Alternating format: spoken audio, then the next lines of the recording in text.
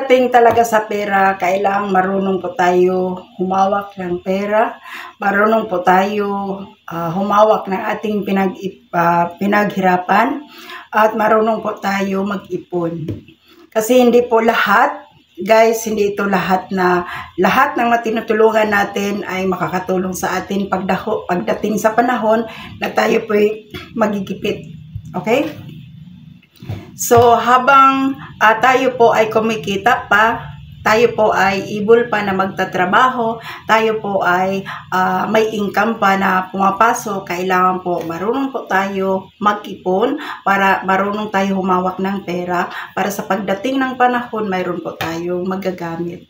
Kasi guys, hindi po habang buhay na magiging bata po tayo. Tatanda din tayo. Okay? And then, darating din ang panahon, darating din ang araw na hindi na natin kayang magtrabaho. So, paano na lang? So, hindi naman masama na tumulong po tayo sa ating mga kapatid, mga pamangkin natin. Hindi masama. Okay?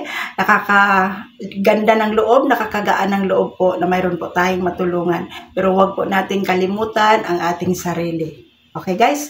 Kasi lalo pa po guys, kahit sa mga anak natin, no? Ayan, hindi po tayo aasa lang sa kanila na pagdating sa panahon ay obligado sila na tutulong sa atin. Paano guys kung hindi naman maganda yung trabaho nila? Paano kung mahirap din sila? So, mas maganda, ngayon pa lang na kumikita pa tayo, ngayon pa lang nagkakaroon pa tayo ng sariling pera na pumapasok, kaya pa nating magtrabaho, kailangan marunong po tayong mag-ipon. Hindi po tayo magiging 1D millionaire. Okay guys? So sana po guys, no, mayroon kayong makuhang aral dito sa ating topic for today. Kasi po guys, hindi po ito para lang sa akin, para po sa ating lahat. Lalo po sa mga OFW. Kasi po, mas maganda mayroon po kayong sariling ipon.